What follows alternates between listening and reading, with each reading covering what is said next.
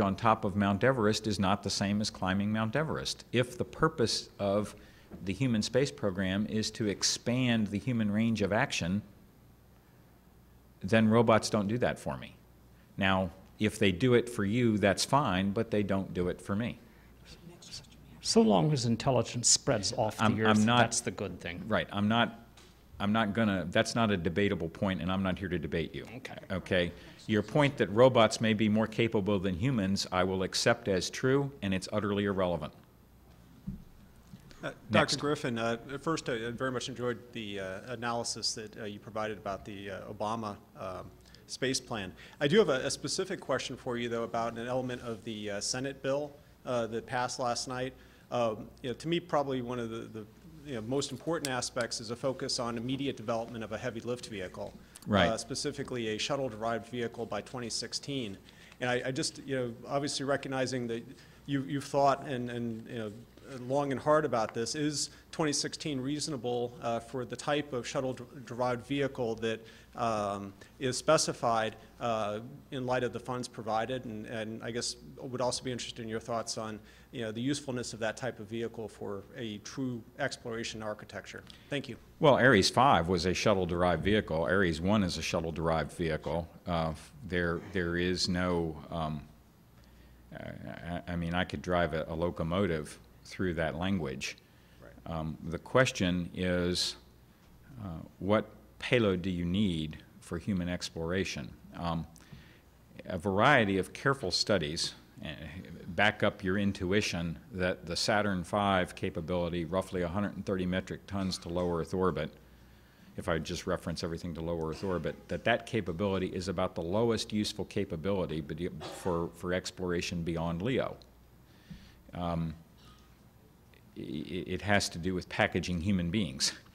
So if you're going to build a, quote, heavy lifter that fields less than the Saturn V in one launch, now you're into multiple launches, and the more launches you have to accomplish a given mission, the higher the mission risk, generally the higher the expense. You fairly rapidly price yourselves out of the market.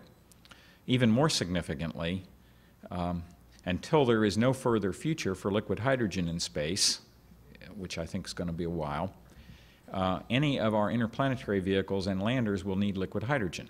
Liquid hydrogen has the annoying property that it's not very dense.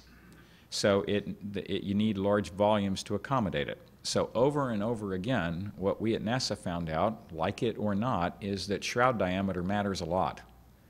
So core vehicle diameter matters a lot.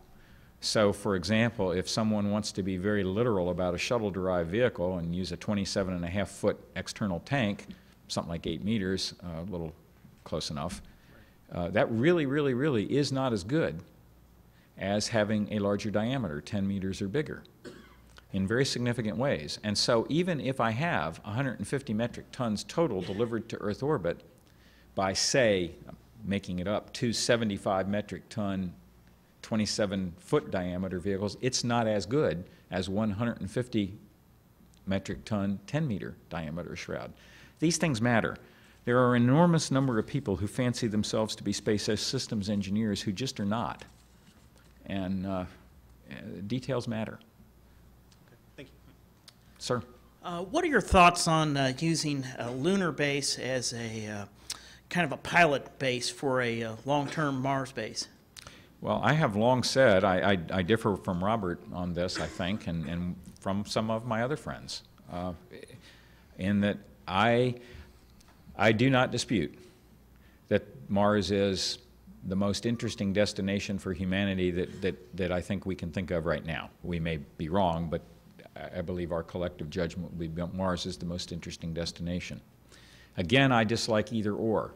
To say that Mars is the most interesting destination does not, to me, mean that the Moon is uninteresting. Exactly. The Moon's very interesting. Even if the Moon were uninteresting, I would want to get to Mars by building up a spacefaring capability. So I would want to get to Mars by way of experiences on the space station and experiences on the Moon, so that when I set out for Mars, I would have the highest possible chance of accomplishing the goal based on what I had learned in low Earth orbit and on the surface of the moon. Thank you.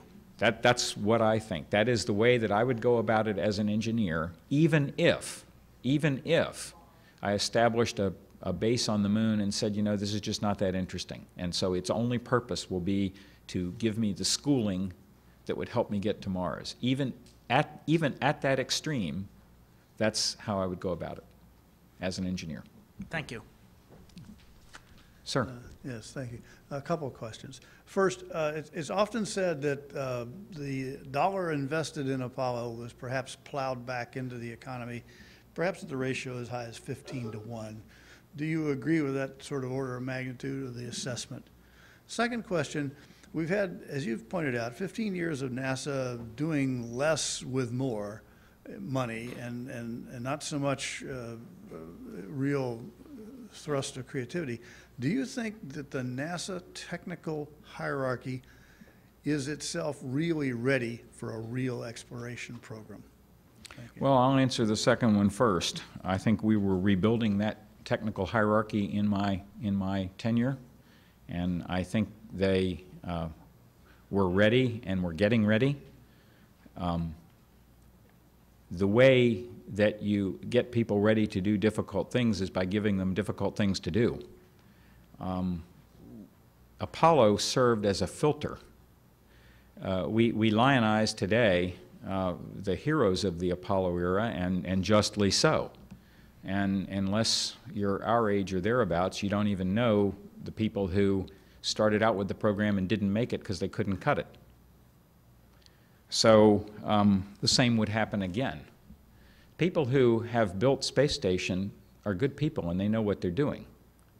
And they absolutely do. Now, they know how to build space station. They don't know how to go to the moon. They don't know how to go to Mars. The way we would create a generation that knows, again, how to go to the moon or how to go to Mars would be by doing that.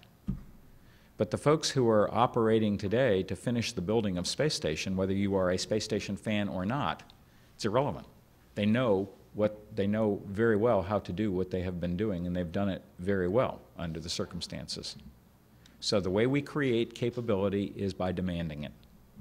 Well, just to follow up one thought, I find very often that the NASA technical folk seem very capable at inventing reasons not to go to Mars. And I really don't understand where this penchant comes from.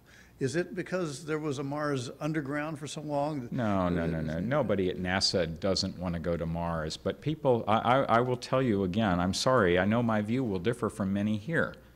But most people who actually have to face up to the task of accomplishing it understand that the moon comes first. You know, sorry. In the development of rational spaceflight, spacefaring capability, recreation of LEO transport, recreation of heavy lift transport, recreation of the capability to operate on the surface of another planet, one which is only 3 days away, comes ahead of going to Mars. And so I know that some here do not agree with me, and I'm sorry. It would be nice to have everybody agree with me.